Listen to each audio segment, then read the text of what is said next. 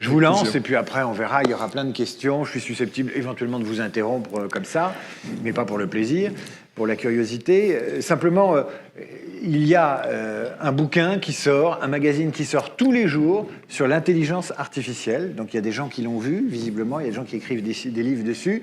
Et puis vous, tout en provoque et sans doute en expérience, vous nous faites un bouquin qui s'appelle « L'intelligence artificielle n'existe pas », ce qui est une façon évidemment de prendre tout le monde à revers ou à rebrousse-poil, mais sans doute c'est une affirmation et une dénégation qui permet d'en savoir un peu plus sur les technologies qui fleurissent autour de cela. À partir de là, vous êtes un grand garçon, le public est à vous et ça va durer. Merci beaucoup. À vous. Merci. Oui, effectivement, j'ai écrit ce bouquin parce que j'étais fatigué. J'étais fatigué d'entendre parler d'intelligence artificielle tous les jours depuis, disons, les 10 dernières années, surtout les 5 dernières années, où on racontait à peu près tout et n'importe quoi. Donc, comme j'essaye d'en faire depuis 30 ans, je me suis dit, autant expliquer ce que c'est que mon intelligence artificielle et ce que c'est pas l'intelligence artificielle. Donc c'est ce que je vais vous raconter là. Alors on va essayer de faire un truc effectivement très interactif. C'est-à-dire que si vous avez des questions, vous pouvez les poser là où on vous a montré tout à l'heure, ou alors vous levez les bras, enfin vous faites n'importe quoi, on va s'arranger. Moi je vais vous raconter des histoires et je vais vous faire un joli dessin à la fin. Je vais vous dessiner la vie, donc restez jusqu'à la fin parce que à la fin je vous dessine la vraie vie. Ok, donc c'est le teaser, ce sera les 5 dernières minutes. Donc maintenant vous êtes obligés de rester. Alors, je vais vous raconter des histoires. Je vais commencer par l'histoire de l'intelligence artificielle telle qu'elle est définie aujourd'hui. Cette intelligence artificielle, elle a commencé en 1956 quand M. McCarthy, avec quelques autres collègues à l'université de Dartmouth aux États-Unis, ont décidé d'appeler ce domaine, qui n'était pas autre chose que des statistiques et des mathématiques, ils ont décidé d'appeler ça l'intelligence artificielle. Pourquoi ? Parce qu'ils pensaient, d'une manière fausse, comme je vais vous le démontrer et vous l'expliquer plusieurs fois cet après-midi, ils pensaient d'une manière fausse avoir pu modéliser d'une manière statistique le neurone. D'accord, le neurone du cerveau. Et donc, par extension, ils pensaient pouvoir modéliser le cerveau, et par extension, ils pensaient pouvoir modéliser l'intelligence. Ce qui était une vaste connerie, évidemment, parce que déjà à l'époque, on ne connaissait pas du tout comment marchait un neurone, et aujourd'hui, on connaît vraiment toujours pas, étant donné qu'on considère qu'on connaît entre 20 et 40% du cerveau, du fonctionnement du cerveau, donc on ne sait toujours pas comment modéliser cette chose-là. Mais bon, ils sont partis là-dessus, et puis ça a été le désenchantement très très rapidement. Ça a duré à peu près 4-5 ans, cette première vague d'intelligence artificielle. Et au bout dans les années 60, début des années 60, il y a eu ce qui s'appelle le premier hiver de l'IA. Et l'hiver de l'IA, c'était quoi ? C'était justement, on s'est aperçu qu'on n'était certainement pas capable de faire ce qu'on avait promis qu'on allait faire grâce à cette modélisation des neurones. Qu'est-ce qu'on avait promis à l'époque ? On avait promis de reconnaître le langage naturel. Et donc, effectivement, le problème avec ça, c'est que dans l'intelligence humaine, ce qu'est l'intelligence humaine, et ça je ne sais pas trop ce que c'est, mais on va en parler aussi un peu tout à l'heure, mais dans l'intelligence humaine, ce qui est certainement le plus compliqué, c'est de reconnaître le langage. Descartes disait que le langage est le propre de l'homme, c'est peut-être ça qui nous définit le mieux, et c'est ça qui est le plus compliqué. Et donc, effectivement, au bout de 4-5 ans, ils se sont aperçus qu'avec ces petits neurones modélisés statistiquement, on était absolument incapable de faire de la reconnaissance du langage. Donc ça a été l'hiver de l'IA, ça a été catastrophique, plus de funding, plus de sous, et ça a plus ou moins disparu, c'est revenu un peu plus tard avec les systèmes experts, c'est reparti, c'est revenu, c'est reparti. Et là, aujourd'hui, depuis 2007 à peu près, on est dans la grande vague de l'intelligence artificielle, et ma seule peur, et c'est pour ça que j'ai écrit ce bouquin, ma seule peur c'est qu'on ait un nouvel hiver de l'IA, parce qu'en racontant n'importe quoi, en faisant soit peur, en disant que les robots vont nous remplacer, ils vont être Terminator, etc.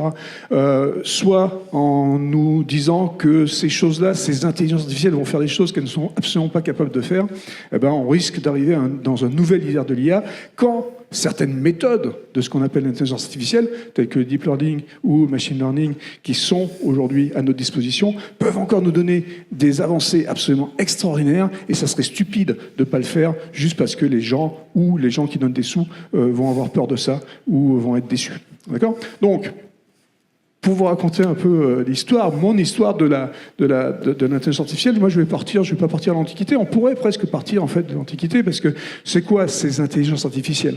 C'est des robots en gros, hein, c'est des choses qui font des choses à notre place, comme nous, ou qu'on essaye de faire en sorte qu'ils nous imitent. Mais au lieu de démarrer à l'Antiquité, je vais démarrer en 1642, parce qu'on a une audience française, donc autant dire que nous, les Français, on est les meilleurs. Et 1642, c'est quoi? C'est Pascal. Pascal qui invente la Pascaline. La Pascaline, c'est le premier ordinateur, vraiment. C'est la première machine à calculer. Et c'est une machine à calculer, mais c'est pas compliqué, une machine à calculer, hein, dans ce cas-là. Elle fait des additions et des soustractions. Et comment elle fait ces additions et des soustractions? Il y a des petits trous. À chaque fois qu'il y a une retenue, ça fait passer la roue d'à côté, etc. Bon, vous pouvez imaginer le mécanisme, c'est pas très, très, très compliqué. Mais bon, Pascal a eu l'avantage et le génie d'inventer ce premier ordinateur. Et ce premier ordinateur, il avait une caractéristique, c'est qu'il ne se trompait jamais. Enfin, sauf s'il manquait une dent, mais bon, a priori, on pouvait faire attention avec ça. Et donc, du coup, ça ne se trompait jamais. Et quand on faisait une addition, comme par exemple 1344 plus 242, je suis assez déçu, vous n'êtes pas intelligent alors. D'accord? Est-ce que c'est intelligent de faire cette addition-là? En fait, la réponse c'est non, et c'est ce que je suis en train de vous montrer, c'est ce que je vais vous expliquer toute l'après-midi. C'est qu'en fait, on s'en fout. C'est pas ça l'intelligence. C'est pas le fait de mécaniser quelque chose qui va rendre les choses plus intelligentes. Okay? Donc, la Pascaline, c'est super, c'est un bon outil, c'est super rigolo. C'est pour moi le premier outil vraiment d'intelligence artificielle où on fait des bonnes opérations. Elle se trompe jamais, cette machine. Elle se trompe absolument jamais.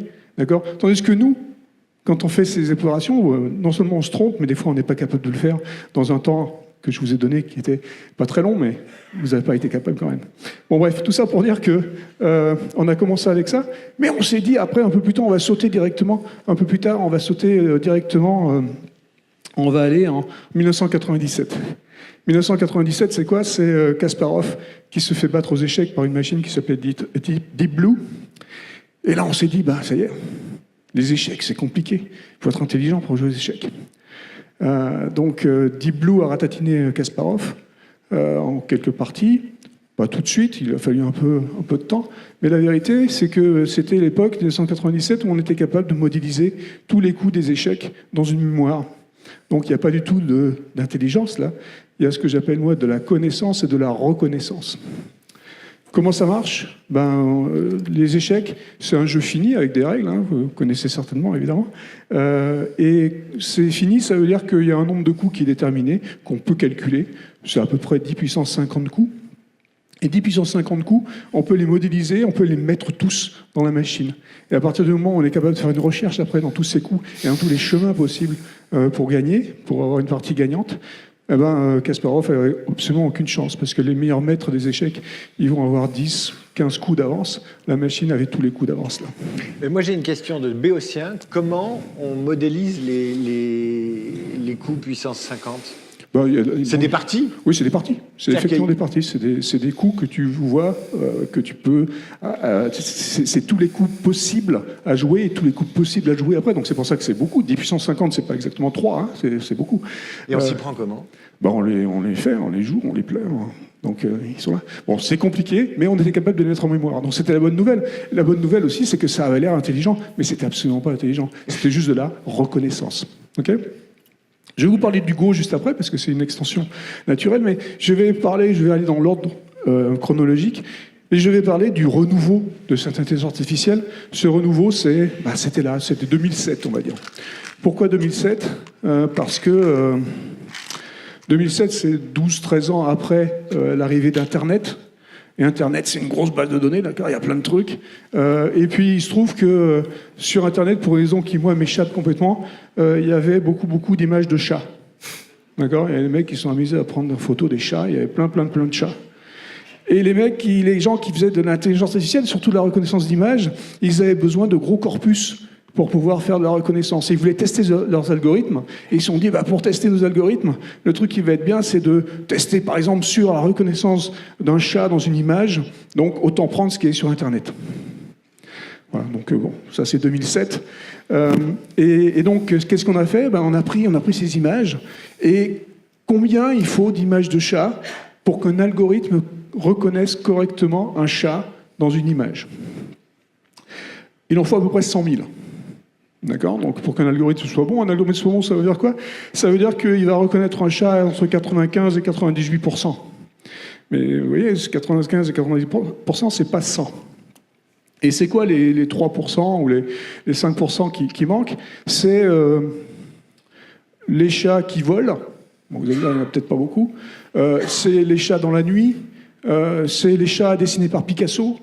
D'accord? Donc, c'est des chats qui n'ont peut-être pas beaucoup d'instances de chats comme ça dans la base de données qu'on est en train de regarder. Parce qu'encore une fois, là, on est en train de parler de reconnaissance.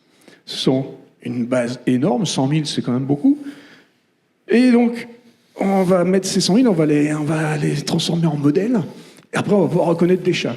Et la machine va reconnaître un chat, donc, comme j'ai dit, entre 95 et 98% du temps. Donc c'est super, c'est génial. Donc on a prouvé nos algorithmes, on a prouvé qu'on arrive maintenant à faire des machines qui sont capables de reconnaître des trucs dans ces images. Mais là se pose la question, est-ce que c'est intelligent? Et la question que moi je pose, c'est comment un humain fait pour reconnaître un chat? Et la vraie question, c'est combien d'images de chat a besoin un humain pour reconnaître un chat à 100% dans n'importe quelle condition, qui vole, qui marche dans la nuit ou qui soit dessiné par Picasso. J'avoue bien volontiers que parfois, quand un chat est dessiné par Picasso, moi-même, je ne le reconnais pas. Mais imaginons que quand même, en soi, on ait un peu un esprit d'abstraction. Est-ce que vous avez une idée de combien d'images de chat il faut pour un humain pour reconnaître un chat à 100% à vie? 3, 2... Une, c'est 2. D'accord? 2 instances de chat, ça vous suffit. Pourquoi? Parce que c'est pas le chat lui-même. C'est plein d'autres trucs qui vous fait reconnaître un chat. C'est le fait que justement il vole pas a priori. D'accord? C'est le fait que vous avez vu ce chat dans un contexte particulier. C'est le contexte. C'est plein de choses qui ont accompagné cette image de chat, cette première version de chat que vous avez pu voir, qui vous permettent de reconnaître après un chat à vie et pour tout le temps. Mais en fait, on s'en fiche, c'est pas tellement le problème. Le problème, qu'est-ce que ça montre, là, ce que je suis en train de vous raconter? Ça montre que les méthodes utilisées par les machines n'ont strictement rien à voir avec les méthodes utilisées par notre cerveau. D'accord? Nous, il nous faut 2, la machine, il en faut 100 000. Et vous voulez mettre 1 million, la machine, hein, c'est pas très grave, parce qu'après, ça plateau de toute façon, donc c'est pas la peine d'en mettre non plus beaucoup. Mais tout ça pour vous dire que les méthodes n'ont strictement rien à voir. Et pour continuer sur ce même thème de la méthode, des méthodes qui n'ont rien à voir, on va arriver au Go, justement, en 2014, quand le grand maître du Go se fait aussi exploser par la machine. Cette fois-ci, la machine s'appelle DeepMind et c'est AlphaGo, c'est fait par une filière de Google. Et donc, effectivement, cette machine va ratatiner ce joueur qui se disait, alors bon, il était champion du monde, il était très fort, etc., et qui disait surtout qu'il était invincible et qu'il jamais une machine allait le battre. Et évidemment, il s'est fait exploser. Mais donc ça, à part le fait que c'était rigolo, parce que de toute façon, il était arrogant, donc ça lui a fait du bien. Mais ce qui était surtout important, ce qui était intéressant, là, c'est de voir pourquoi. Alors tout à l'heure, je vous ai dit aux échecs, c'est parce qu'on avait pu modéliser tous les coups. Au Go, c'est un peu plus compliqué parce que, contrairement à la modélisation finie mathématique dont je parlais tout à l'heure pour les échecs, il n'y a pas de modélisation finie du Go. Enfin, on ne sait pas trop, en fait. Il y a des règles, donc ça, c'est la bonne nouvelle, mais on ne sait pas trop combien il y a de coups possibles. Et les mathématiciens qui ont étudié le problème disent qu'il y a entre 10 puissance 172 et 10 puissance 762 coups. Donc les mecs, ils n'en savent rien. D'accord? Il faut être très très clair parce que c'est quand même un tout petit écart. Hein. Donc, la vérité, disons qu'il y ait à peu près 10 puissance 200. D'accord? 10 puissance 200, c'est pas 4 fois 10 puissance 50. Hein, on est d'accord? 10 puissance 200, c'est quand même beaucoup de zéros. D'accord? Et donc, là, on est incapable de modéliser tous les coups. Nous. On ne peut pas. Par contre, statistiquement, ce qu'on peut faire, c'est qu'on peut prendre des parties, et comme on a fait tout à l'heure, comme ceux dont on parlait aux échecs tout à l'heure, on peut prendre des parties et on peut statistiquement modéliser les chemins entre ces différentes parties. C'est ce qu'a fait DeepMind, c'est ce qu'a fait AlphaGo. Et ils ont réussi donc à avoir beaucoup plus de coups possibles que ce qu'un humain a jamais joué. Parce que c'est ça qui est intéressant dans ce qui a été fait avec DeepMind, c'est que la machine, en jouant contre elle, en utilisant les règles, encore une fois, c'est un jeu avec des règles, donc on est capable de créer des coups qui n'ont jamais été vus par l'humain, mais qui respecte ses règles. D'accord ? Et donc chez Ball, là, notre ami coréen qui s'est fait exploser, il avait aucune chance parce qu'il allait jouer contre quelque chose qui allait avoir beaucoup plus de parties possibles que ce que lui, il n'avait jamais vu.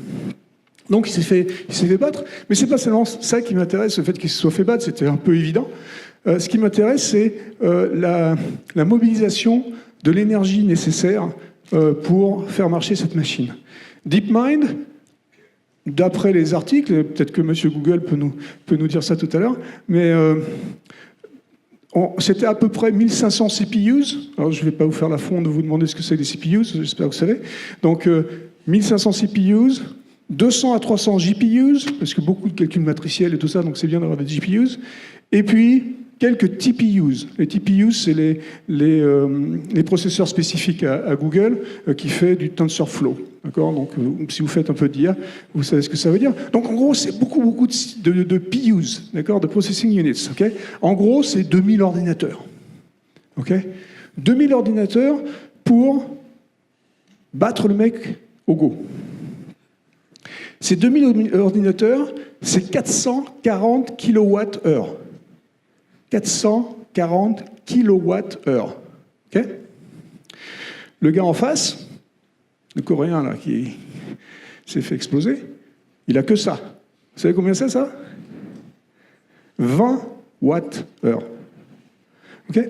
Donc, d'accord, la machine a gagné. Elle a mobilisé 440 kWh pour jouer qu'au Go.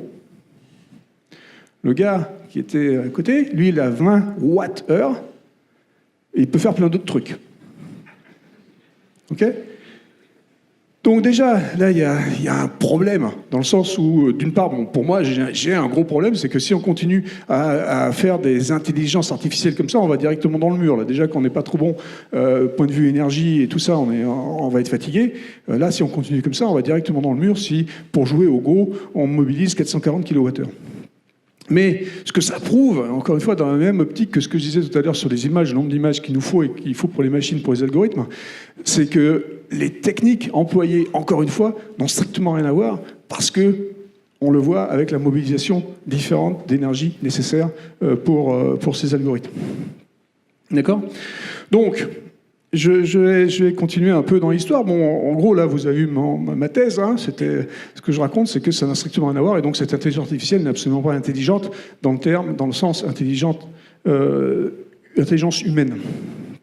Je veux parler de 2-3 autres petites choses qui là, ne vont pas dans cette direction, dans la même direction que cette thèse-là, mais qui vont dans une autre direction qui est que il ne faut pas dire que c'est parce qu'on est en contrôle, parce que ce que je suis en train de vous dire aussi, c'est que ça veut dire que comme c'est que de la connaissance et de la reconnaissance, c'est nous qui définissons toutes ces intelligences artificielles, c'est nous qui définissons les règles, si on parle de moteurs de règles, si on parle de systèmes experts, ou c'est nous qui fournissons les datas, si on parle de systèmes qui utilisent le big data et donc le machine learning et le deep learning. D'accord ? Donc c'est nous qui sommes en charge. Ce n'est que de la connaissance et que des choses qui existent, des choses qui sont là. Dans le joli dessin que je vais vous faire tout à l'heure, je vais revenir un peu là-dessus.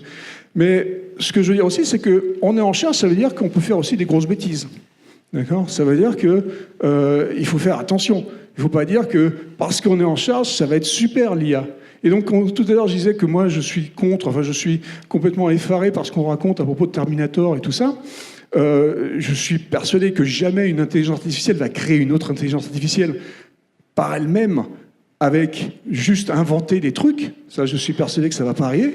Par contre, je suis persuadé que nous, humains, on est capable d'inventer des intelligences artificielles qui vont être très très mauvaises. Mais c'est ça, c'est vrai avec toutes les technologies, tous les outils, parce qu'après tout, ces intelligences artificielles ne sont que des outils. Et donc, quel que soit l'outil qu'on prenne, on peut partir de la nuit des temps encore en parlant le couteau, un des premiers outils qui existait. Le couteau, c'était super pour tuer le mammouth, d'accord ? Mais un jour, il y a un mec qui a pris le couteau et qui a décidé de le planter dans le mec de la cave d'à côté, d'accord ? Donc, qu'est-ce qu'il faut faire ? Il faut faire de la régulation. Réguler, c'est important aussi, donc il faut comprendre quels sont les dangers potentiels de ces outils et on va réguler. Donc la régulation arrive en général. Nous, en France, en Europe, on a eu récemment le cas de RGPD, par exemple. Donc RGPD, c'est très intéressant. C'est une régulation qui est arrivée pour les données privées. La réalité, c'est que cette régulation est arrivée seulement 12 ans, 13 ans après les premiers problèmes qui se sont posés aux gens qui ont été exposés à ces problèmes de la vie privée. Mais tout ça pour dire que de toute façon, à un moment donné, il faut réguler. Parce qu'on peut construire des monstres. On peut construire des trucs, en le faisant exprès ou pas, on peut construire des trucs qui vont être dangereux. Alors je vais vous donner un exemple de ça, qui n'est pas forcément dangereux, mais qui est peut-être rigolo, je ne sais pas. Mais je vais vous parler d'un truc dont vous avez peut-être entendu parler. C'était en 2016, le chatbot de Microsoft qui s'appelait T-A-Y, que Microsoft a dû débrancher au bout de 16 heures. Je ne sais pas si vous vous rappelez de cette histoire-là. Donc c'était assez rigolo, dans le sens où, enfin, encore une fois, je ne sais pas si on peut prendre le mot rigolo, mais ce qui était intéressant, on va dire, c'est que ce chatbot est devenu le champion du monde de racisme et de sexisme en 16 heures. D'accord, il est devenu absolument, enfin, infect, incroyablement, mais, enfin, d'une manière absolument indescriptible. Et il s'est mis à insulter les blacks et à insulter les femmes sur Twitter. Donc, qu'est-ce qui s'est passé là ? Pourquoi ça arrive ? On imagine très bien que Microsoft n'a pas fait exprès de mettre un chatbot qui allait devenir raciste et sexiste et qu'ils allaient devoir débrancher au bout de 16 heures, parce que ça pouvait faire que du bad buzz. Hein. Donc, ils n'ont définitivement pas fait exprès. Mais pourquoi ? Comment c'est arrivé ? Comme je disais tout à l'heure, c'est que de la connaissance et de la reconnaissance qu'on fait. C'est-à-dire qu'il faut des bases de données, il faut beaucoup de données pour pouvoir apprendre à ces machines-là. Et là, en l'occurrence, la machine, on lui a donné en gros 2 algorithmes. Alors Microsoft ne communique pas là-dessus, je ne sais pas s'il y a des personnes de Microsoft ici, mais ce qu'on peut imaginer, il y a une chose au moins qui est à peu près certaine, c'est qu'ils avaient un facteur d'adaptabilité du chatbot qui était un peu trop haut. Ça veut dire quoi ? Ça veut dire que quand vous créez un chatbot, vous voulez qu'il s'adapte à la communauté à laquelle il s'adresse. Là, en l'occurrence, c'était un chatbot pour Twitter, et donc il y avait l'adaptabilité qui était l'imitabilité, si vous voulez, je sais pas, l'imitation, je sais pas comment on dit, c'est pas grave, vous avez compris, qui était un peu trop forte, et donc ce qui veut dire que au bout de quelques minutes, le machin, il a commencé à parler comme les gens parlent sur Twitter. Alors, il y a un problème déjà, parce que moi, personnellement, je ne suis pas sur Twitter parce que ça ne m'intéresse pas, mais ce que j'en entends, c'est que c'est chaud, quoi. Au bout de 2 minutes, les mecs, ils s'engueulent. Ils s'insultent, etc. Bon. Donc, l'imitabilité, là, était relativement intéressante, parce qu'au bout de très, très peu de temps, ils ont commencé à s'insulter et à prendre donc, les mauvais mots, on va dire, de Twitter. Donc ça, c'est une chose. L'autre chose, c'est le corpus sur lequel vous allez entraîner votre robot ou votre bot au départ pour avoir une conversation. Les corpus, vous pouvez les prendre sur Internet, mais ce qui est compliqué dans toutes les datas, chaque fois que vous choisissez des datas, c'est d'avoir les bonnes datas à noter. Et c'est compliqué d'avoir les bonnes datas à noter. Donc des fois, vous prenez des shortcuts, et puis vous allez prendre quelque chose qui n'est pas forcément adapté au système que vous avez fait. Dans le domaine du dialogue, dans le domaine de la conversation, il y a un corpus très connu depuis les années 50, en fait, 50-60, qui s'appelle Switchboard, et qui est souvent utilisé par les gens qui font du speech, par les gens qui font des dialogues. Et donc, là, ce qu'on peut imaginer, c'est que Microsoft ait pris effectivement un morceau de Switchboard pour apprendre son bot, pour faire apprendre à son bot, et on peut très bien imaginer aussi qu'ils aient pris Switchboard des États du Sud des États-Unis dans les années 50. Non ? Vous l'avez ? C'était moyen pour les blacks, on va dire, à ce moment-là. Donc du coup, évidemment, si vous apprenez sur quelque chose comme ça, plus vous rajoutez la notion d'imitabilité dont je parlais tout à l'heure, ça vous fait un truc que vous devez débrancher au bout de 16 heures. Ok, donc data... Il faut faire très attention, c'est compliqué. Maintenant, on va pas donner d'autres exemples de robots ou de choses qu'on peut faire comme ça. Je veux juste parler une seconde des robots qui vont nous remplacer au travail. D'accord, on nous fatigue aussi avec ça, on nous explique que les robots, autant arrêter, hein, autant partir directement, parce que les robots vont tout faire à notre place. Et ils vont nous remplacer, que ce soit physiquement. Alors ça a commencé il y a très longtemps, hein, les robots dans les usines, ça fait quand même un moment que ça existe, hein. Ça a commencé dans les années 1770 dans les métiers, pour les métiers à tisser. Ça a continué dans les années 60 en France, chez les entreprises comme Renault par exemple. Donc il y a des bénéfices. Les bénéfices, c'est que les tâches qui sont faites par ces employés sont des tâches compliquées, difficiles, fatigantes, répétitives. Donc elles les remplacent d'une plutôt bonne manière pour eux. Vous allez me dire, évidemment, au tenter, au moment où ils sont remplacés, c'est peut-être pas une bonne manière pour eux parce qu'il y a effectivement plus de chômage à se tenter. Luc, il y a d'ailleurs un paradoxe à imaginer que les robots vont nous remplacer, ce qui voudrait dire qu'ils sont très, très, très intelligents. Mais pourquoi on les utiliserait dans ce cas-là, pas maintenant, pour nous trouver du taf à nous ? C'est une excellente question. Donc, en fait, la réponse à ça, c'est qu'en fait, on le fait déjà. On le fait. Parce que fondamentalement, on est survivaliste. Donc, on n'est pas complètement con. On fait les trucs, on sait que quand même, ça peut potentiellement nous remplacer. C'est un peu ça LinkedIn, en fait. LinkedIn, ça utilise des datas pour nous mettre en connexion, par exemple, avec des employeurs ou des offreurs. Oui, c'est une des possibilités. Mais je vais revenir aux robots, et spécifiquement à l'industrie, et spécifiquement à l'industrialisation française. L'industrie française aujourd'hui n'existe plus.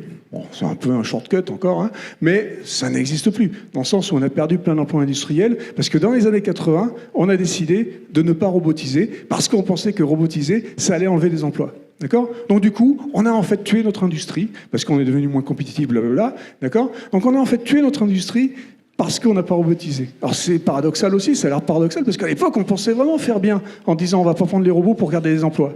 D'accord ? Mais maintenant, on regarde nos camarades, nos voisins, là, qui sont juste à côté, les Allemands, qui, eux, ont robotisé dans les années 80. D'accord ? Ils ont une industrie toujours forte et ils ont un chômage beaucoup plus faible que le nôtre. Donc, il y a quelque chose de bizarre, mais je vais vous donner un autre exemple juste après. Bon, les Japonais, j'en parle même pas, mais tous les pays fortement robotisés, en fait, ils ont des taux de chômage beaucoup moins élevés que les nôtres. Bon, je ne suis pas un économiste et tout ça, mais il y a quelque chose d'intéressant. Il y a quelque chose d'intéressant aussi. On va prendre un cas très, très particulier. On va prendre les DAB, distributeurs automatiques du billet. Arrivés en 90, déployés entre 90 et 2000, on avait dit ça va remplacer les guichetiers dans les banques. Okay ? Parce qu'effectivement, il n'y a plus de sous à donner, les sous sont à donner dehors. Ce qui s'est passé, c'est qu'en fait, entre 90 et 2000, donc pendant le déploiement de ces DAB, il y a eu en fait une augmentation de 2% des nombres de guichets dans les banques. Alors pas pour distribuer des billets, mais parce que les métiers évoluent. Et c'est vrai quand on amène des robots dans des usines, c'est vrai quand on amène des DAB dans des banques, les métiers évoluent, ça change, il faut aider ces robots, il va falloir faire des choses, les maintenir, etc. Donc ça, c'est ce qui peut arriver dans l'industrie. Et dans les banques, en l'occurrence, la banque elle-même s'est transformée. Donc la banque commence à faire de l'assurance, etc., etc. Donc en fait, il a fallu faire des métiers qui étaient plus valorisants pour les gens qui étaient au guichet avant et qui sont en fait devenus plus nombreux. 2%, c'est pas beaucoup, mais ça n'a pas disparu comme on l'avait potentiellement envisagé. Bon, je vais revenir sur quelque chose d'un peu plus rigolo, on va dire. Je vais vous parler de la multidisciplinarité. Alors, multidisciplinarité, c'est le truc qui me titille, moi, dans l'intelligence artificielle, parce que, comme je l'ai dit, je pense que ce qui est important, la réalité, c'est que c'est des data, c'est de la connaissance et de la reconnaissance. Et je pense que pour s'approcher un jour, peut-être encore un peu plus de notre cerveau, pour faire quelque chose qui va ressembler à notre cerveau, il va falloir qu'on fasse des trucs comme nous. Nous, on est purement des êtres multimodaux, d'accord ? Donc, on a plusieurs sens, et puis on a peut-être même des sixièmes sens, je ne sais pas.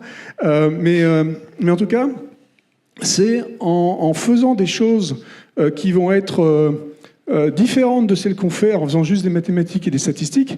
Je suis persuadé que c'est en faisant ça qu'on va pouvoir avoir des systèmes qui vont s'approcher d'un système plus intelligent. Je vais toujours mettre des guillemets intelligents parce que je ne sais jamais trop ce que c'est que l'intelligence. Mais je vais juste vous donner un exemple. On va parler de Siri une seconde. Donc à Siri, point de vue purement, enfin vous l'utilisez peut-être aujourd'hui, mais vous allez l'utiliser dans des cas vraiment très très particuliers. Vous allez trouver un cas d'usage, mais en gros ça ne marche pas. D'accord ? Et vous avez bien vu que ça ne marche pas. Et même à l'époque, quand on a fait ça, enfin, on a commencé en 97, hein, mais quand ça a été déployé en 2010, techniquement, ça marchait pas plus que les autres.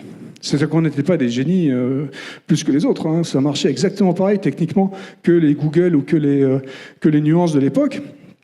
Mais on a fait une chose qui était complètement différente des autres, c'est qu'on a fait cette multidisciplinarité dont je parle. Et on a appliqué, on a impliqué dans le développement des gens qui étaient complètement différents de nous ingénieurs. Donc on a impliqué des scénaristes, on a impliqué des psychologues, on a impliqué d'autres gens pour essayer de comprendre ce que ça pouvait être une interaction potentielle avec cette machine. Et ce qu'on a rajouté, ce que personne n'avait fait à l'époque, et c'est ça qui a fait en fait rigoler les gens, c'est pour ça qu'il y a une adoption, on est passé de 150 000 utilisateurs à 300 millions d'utilisateurs sur juste ce petit truc qu'on a fait. Et ce petit truc, c'est ce que j'appelle la stupidité artificielle. Et la stupidité artificielle, c'est beaucoup plus facile à générer que l'intelligence artificielle. La stupidité artificielle, c'est quoi? C'est ce que j'appelle aussi le paradigme de la boîte de nuit. Le paradigme de la boîte de nuit, c'est qu'en boîte de nuit, il y a du bruit, beaucoup de bruit. Vous êtes un peu bourré, donc vous ne comprenez pas exactement ce que le gars en face de vous est en train de vous raconter, mais vous ne voulez pas avoir l'air complètement stupide. Et donc ce que vous faites, c'est que quand le gars il vous parle comme ça et que vous comprenez rien du tout, vous êtes un peu comme ça, vous faites... Voilà. Mais ça marche pendant 2, 3, 4 minutes. D'accord? Au bout de 2, 3, 4 minutes, le gars en face, il s'est dit quand même, lui, il est complètement con. Hein. Donc ce que vous faites, c'est que vous vous arrêtez puis vous dites, là, il va s'apercevoir quand même que je suis complètement con, mais je ne suis pas complètement con. Donc, mais vous changez de conversation. D'accord? C'est exactement ce qu'on a fait avec Siri. Avec Siri, elle ne comprenait pas plus que les autres, hein, 90% du temps. 90% du temps, ça a l'air beaucoup comme ça, mais en fait, c'est pas beaucoup. Vous prenez un bouquin et vous prenez 90% des mots et vous enlevez 10%, ça fait 30 mots de moins par page. C'est compliqué de lire l'histoire. D'accord? Donc, on n'était pas plus fort, on a juste fait en sorte que quand elle ne comprenait pas, pouf, elle faisait une petite blague à côté, elle faisait un truc comme ça. Voilà. Et pour ça, il a fallu donc amener des nouvelles disciplines. Donc on était le seul groupe qui avait un scénariste de Hollywood, justement, dans notre groupe, et on avait des psychologues, on avait des choses comme ça. Donc la multidisciplinarité, l'interdisciplinarité, c'est un truc qui est très très important quand on va vouloir innover, quand on va vouloir faire des choses nouvelles. Il me reste 10 minutes, donc je vais garder 5 minutes pour les questions potentiellement. Je vais vous faire donc le dessin de la vie. Il faut être accroché là, ça va être très très fort. Alors, je vais vous dessiner déjà l'intelligence.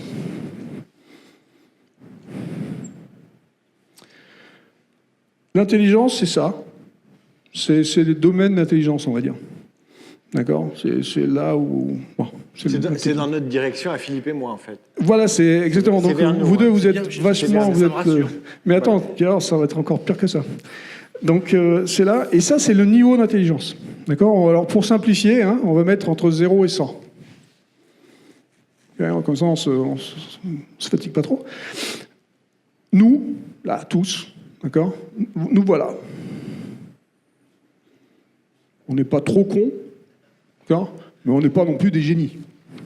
Enfin, peut-être quelques-uns, mais bon, la plupart, on n'est pas des génies. Okay, on est là, on est bien. Donc, tes souhaits. Désolé. Et donc, dans ces différents domaines, on est là. Alors, je vais prendre par exemple Kasparov. Kasparov, lui, quand même, il n'était pas mauvais aux échecs, le gars. Hein. Donc, lui était là aux échecs. Donc, Kasparov, c'est ça, sa courbe. Poup. D'accord. Ça, c'est Kasparov. Alors, Kasparov, il est là, mais bon, je l'ai mis à 100, alors, pardon. Il n'était pas à 100, hein, il est à 80. Okay, donc, 100, c'est toujours là. Okay, donc, Kasparov, il est là. Alors, ça, c'est les échecs. Okay, bon, pas mauvais, mais bon. La machine, donc Deep Blue à l'époque, lui, par contre, il est à 100, le gars. D'accord? Voilà. Vous commencez à sentir, là, le truc? Non, toujours pas? Ok, ça va venir. Donc maintenant, on va prendre le Go.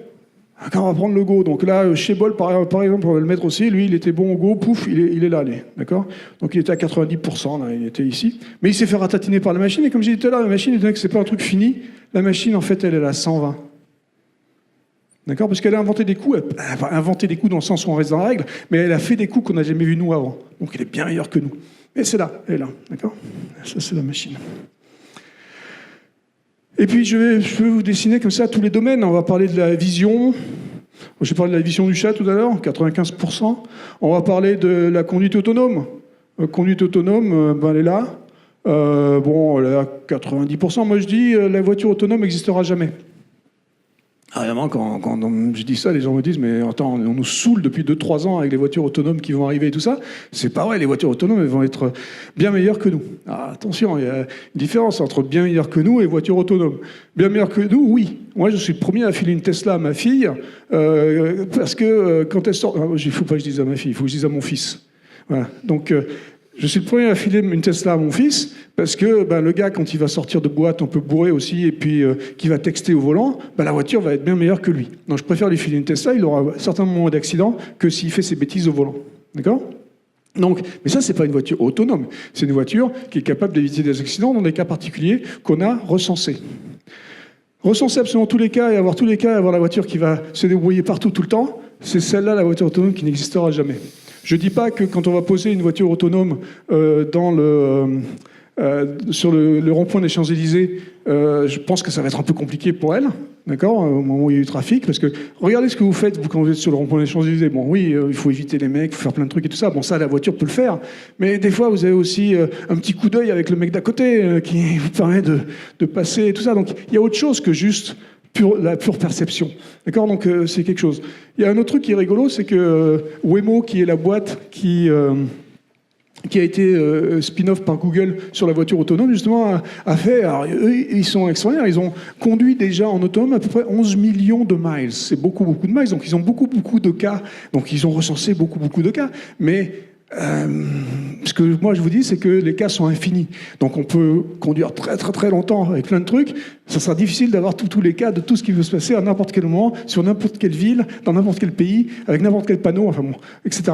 Mais ça veut dire qu'on aura plus de développement sur la route et la construction des routes que sur la voiture. Ça, c'est possible. Donc effectivement, peut-être que c'est les routes qu'il faut adapter, et peut-être qu'il faut faire plus quelque chose qui s'appelle le train que la voiture autonome. Donc bon... Ça, je vous laisse réfléchir à ça. Mais là, un truc rigolo, justement, en parlant de cette voiture autonome, et de ce qu'a réalisé Waymo, là, quand ils ont réalisé leur vidéo. Donc, il y a plein de vidéos que vous pouvez aller voir, c'est assez marrant. Et un jour, je tombe sur une de ces vidéos où on voit deux mecs qui sont en train de marcher sur le bord de la route. Donc, c'est la voiture autonome qui filme.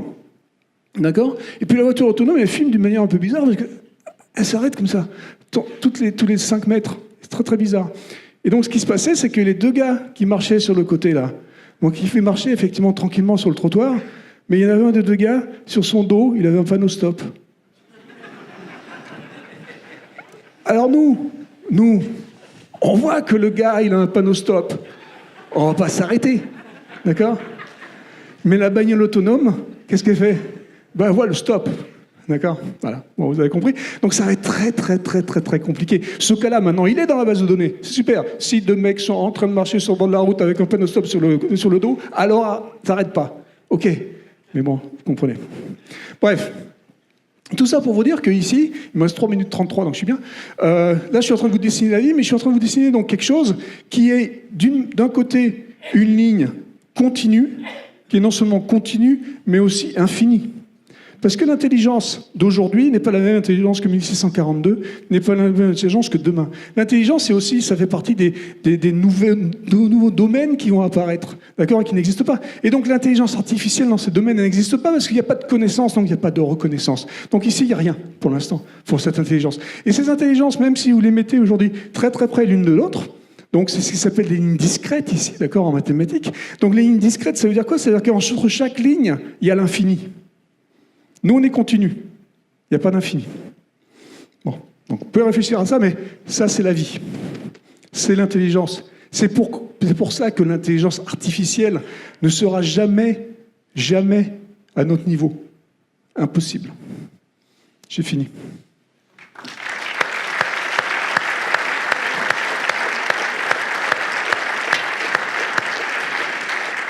Bon, il reste 2 minutes 30, c'est pas beaucoup, mais... si vous avez des questions, c'est maintenant. Philippe.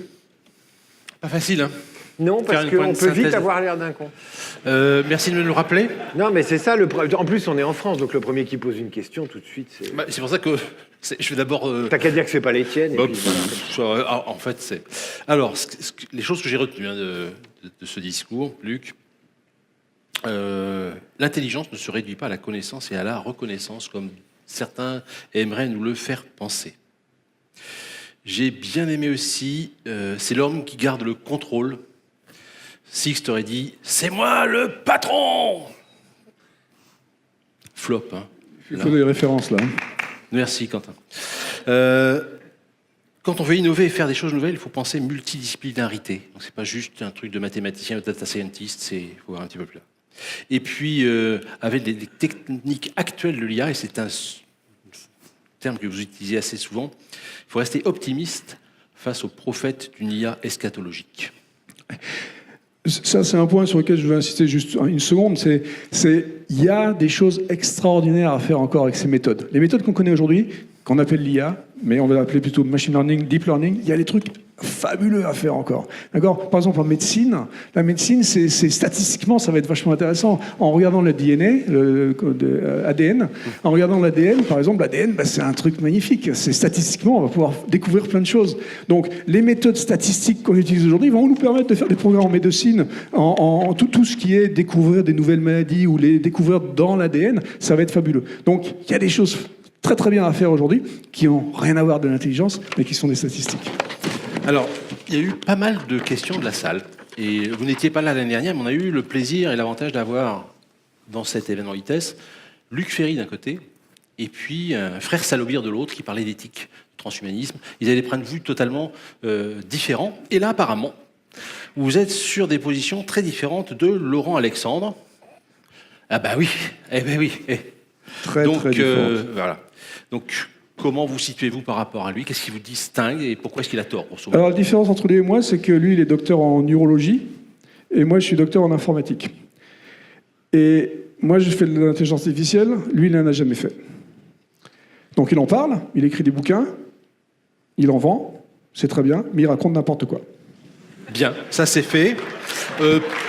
Sylvie, pour Laurent Alexandre, l'année prochaine, c'est pas la peine. Hein Votre analyse sur l'intelligence artificielle est-elle transposable à l'IoT ou au big data?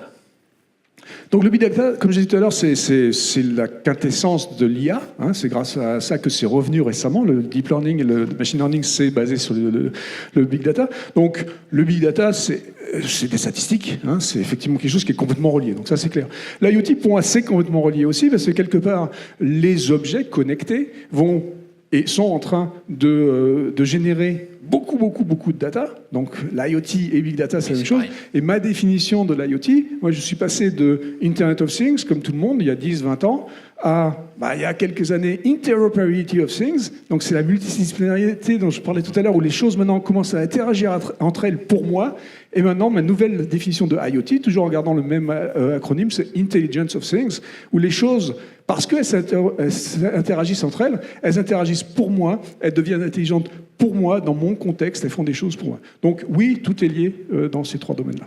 Est-ce qu'on a fait fausse route? Parce que quand je vous écoute et que je vois le crowbar que vous avez fait et votre conférence... Un crowbar, c'est le dessin de la vie, quand même. Oui, enfin, un dessin, c'est le graphe. The Life.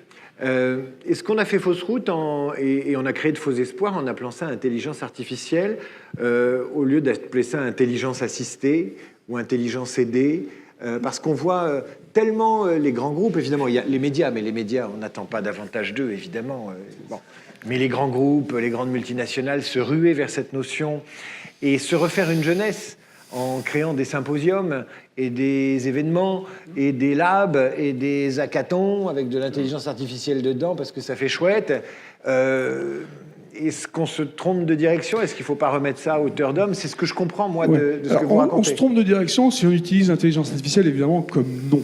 Si on utilise IA, je veux bien, parce qu'effectivement, on va pouvoir dire intelligence aidée, intelligence augmentée, intelligence ce qu'on veut, avec un I et un A. On va pouvoir trouver plein de façons de le dire. Donc ça, c'est vrai. La vérité, c'est que c'est un outil. Donc effectivement, cet outil va nous aider, va nous augmenter. Donc appelez ça intelligence augmentée ou intelligence assistée ou des choses comme ça, moi ça me va parfaitement bien. Maintenant, les labs qui existent aujourd'hui, qui sont des labs qui font de l'IA, donc qui font des statistiques, des mathématiques, qui font de deep learning, etc., ceux-là, ils sont tout à fait respectables parce qu'ils vont appliquer ces méthodes qu'on utilise aujourd'hui à des problèmes spécifiques et totalement particuliers et ils vont trouver des choses intéressantes. D'accord ? Mais ils ne peuvent pas dire que c'est de l'IA, que c'est de l'intelligence artificielle. J'ai une autre question qui est relative à votre carrière.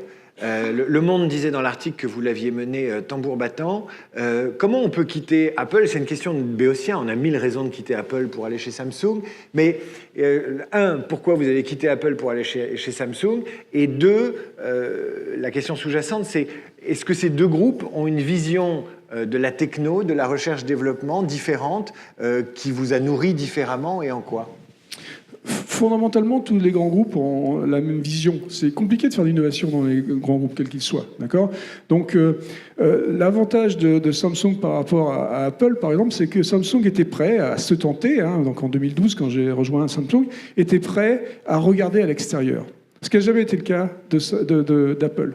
Apple se regarde le nombril et fait pas d'innovation par l'externe. C'est pas tout à fait vrai parce qu'ils ont fait l'acquisition de Siri. Ce que vous appelez une innovation par l'externe, c'est éventuellement une acquisition. Acquisition de start-up, ouais. Jouer avec les start-up. Nous, c'est ce qu'on fait aujourd'hui depuis 7 ans. On joue vraiment avec les start-up. On essaie de faire en sorte de comprendre, d'avoir des choses qui viennent de l'extérieur parce qu'on se rend bien compte que faire de l'innovation à l'intérieur, c'est compliqué. Et donc, Apple a toujours été un peu arrogant. Dans la Silicon Valley, Apple est connu comme ne faisant pas partie du cercle. Toutes les autres boîtes discutent entre elles, elles font des choses. Apple n'a jamais discuté. C'est la culture d'entreprise, c'est hérité du patron charismatique. Oui, Steve Jobs, foncièrement, il avait la science infuse divine. Vous l'avez connu, vous? Ah bah oui. Mon anecdote avec Steve Jobs, c'est en 2003, la première fois que je l'ai rencontré. J'avais une boîte à l'époque, j'avais une petite compagnie, et on allait lui montrer un truc. Et on était super contents, on avait un truc, on avait une démo d'1 heure avec lui et tout ça. Au bout de 12 minutes, il s'est cassé, il a dit c'est de la merde, salut. Donc c'est super, ça nous met en confiance. Mais tout ça pour dire que le gars, il avait son idée et c'est un génie pour plein de trucs, un génie marketing. Lui, encore une fois, il ne connaissait rien à l'IA, mais c'est un génie marketing qui avait beaucoup de bonnes idées, qu'il appliquait une fois qu'il a disparu, malheureusement. C'était le jour où moi je suis arrivé à Apple, ça tombait mal, il y avait un signe. Et ce gars-là, il a pas laissé ça dans la compagnie. Donc c'est pour ça que moi je suis parti relativement rapidement après. Notre maître à tous. Moi je pourrais encore faire une interview je sais bien moi aussi, mais après le bar de l'hôtel, ça va être en after après. Quand même une dernière question. Qu'est-ce qui vous excite aujourd'hui? À part modéliser la vie, ce qui est formidable. Je pense que vous avez compris que je suis excité quand même de base, parce que il y a plein de trucs qui m'excitent, parce que justement, c'est les choses qu'on peut encore faire avec cette intelligence artificielle, ces machine learning, ce deep learning, il y a plein de trucs à faire. Ce qui m'excite peut-être encore plus aujourd'hui, c'est comprendre et essayer d'appliquer ces mêmes techniques avec moins de data, justement. Je parlais tout à l'heure de l'immense énergie qui est nécessaire pour pouvoir faire ce qu'on fait aujourd'hui. Il va falloir essayer de réduire ça. Donc, le domaine de recherche pour essayer de trouver comment faire la même chose avec du small data, ce serait peut-être ça qui est intéressant. D'accord, parce qu'on va dans le mur. J'en rajoute une. Est-ce que, à la lumière de ce qu'on croit être l'intelligence artificielle aujourd'hui, un peu partout en France, mais aussi dans le monde, est-ce qu'on fait les bons choix éducatifs ou est-ce qu'on n'est pas en train de se planter? Alors ça, j'entends, moi j'habite depuis 25 ans dans la Silicon Valley, donc j'entends tout le temps, en France, l'éducation va à l'eau et tout ça. La réalité, c'est qu'en mathématiques, on est les plus forts du monde, point. D'accord ? Et les mathématiques, c'est les bases de tout ce que je viens de raconter aujourd'hui. Donc, on est très, très, très, très fort. C'est pour ça que je viens d'installer un centre en France, parce que je vais pouvoir utiliser les cerveaux français que j'adore. D'accord ? Donc, on est extraordinaire. Les méthodes éducatives peuvent évoluer, mais c'est par exemple pas en faisant de la programmation à l'école qu'on va améliorer ça. Moi, je dis, continuons à faire les bases, les mathématiques, l'histoire, la géographie, ça c'est très très bien. Donc quand on nous dit le codage, c'est la nouvelle grammaire, apprenez aux enfants à faire du codage. C'est des conneries. C'est des conneries. C'est des conneries parce que... Philippe, si tu nous écoutes. Faut être clair. Non, mais non, c'est des conneries. Pourquoi ? Parce que, en fait, les langages, ils changent tous les 10 jours. D'accord ? Il y a à mon époque, il fallait faire du Pascal ou Fortran ou de je sais pas quoi. On s'en fout. Aujourd'hui, on code même plus en langage. Aujourd'hui, on code en data, comme je disais. D'accord? Donc, il faut comprendre les data. Et donc, tout ça, c'est quoi? Que ce soit du langage ou que ce soit des data, c'est des maths. Une dernière, parce que vous répondez vite. Ah non, Alors, bah, attends, je vais m'approcher de toi. Approche-toi de moi. La dernière, c'est pour vous le portrait robot du responsable informatique de demain. Quelle qualité il devra mobiliser pour être dans le coup? C'est une excellente question et j'ai une réponse qui est celle que j'essaie de m'appliquer à moi-même. C'est l'inconfortabilité. Ou l'inconfort, on doit dire en français, mais bon, c'est un néologisme, c'est très bien. C'est quoi? Ça veut dire que, justement, on parlait de cette multidisciplinarité tout à l'heure, c'est de se mettre dans un état où on n'est pas confortable. On va vers un domaine qu'on ne connaît pas. Et c'est ça qui est intéressant. Et mettre ses collaborateurs dans ce même état. S'il y a un mec qui est plutôt bon en chimie, pouf, je le colle en pure maths. S'il y a un mec un peu bon en maths, je le colle en physique. Et voilà. Et donc les mecs, ils sont obligés de réfléchir à des trucs. Ils sont inconfortables, mais ils découvrent des nouveaux machins. C'est ça l'innovation. Vous exagérez quand même de dépasser les délais comme ça. C'est incroyable. Ouais, j'ai fait tout, Luc Julia, merci beaucoup.